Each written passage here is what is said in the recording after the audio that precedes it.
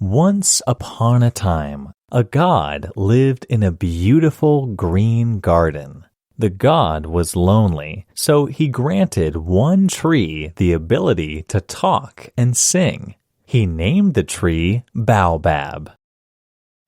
Happily, the Baobab tree talked and sang all day long. Its songs made the god and all the plants in the garden happy. But as time went by, the Baobab tree started to ask for too much. One day it asked the soil, "Why do you give me so little nutrition?" The soil replied, "I have to give my nutrition to all the plants in the garden, not only to you." The Baobab tree waved its branches around and replied, "Give me more nutrition so I will be tall just like the other trees." Showing his sympathy, the god said to the soil, "Please help the Baobab tree grow tall and strong." The soil had to honor the god's request. The Baobab tree soon grew tall. It was happy until it noticed that some trees had flowers and fruits. The Baobab tree woke the soil and said, "Give me more nutrition so I will have flowers and fruit like the other trees." The soil angrily replied, "It is not my job to grant all your wishes. Find the god and ask him." Again, the god decided to grant the Baobab tree's wish. The Baobab tree now had flowers and fruit. But then the Baobab tree noticed that some other trees had big fruits.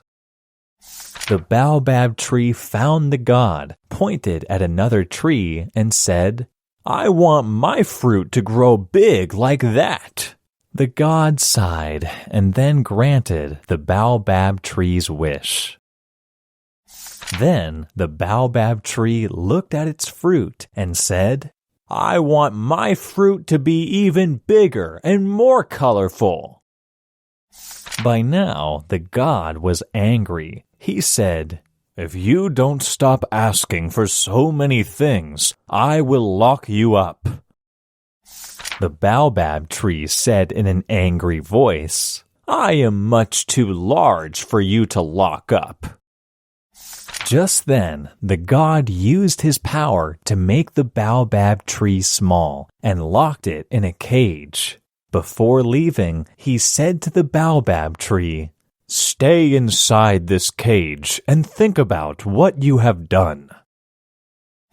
Before long, the Baobab tree regretted its behavior. It said to the god, "I am so sorry that I asked for so much. I promise to grow all by myself."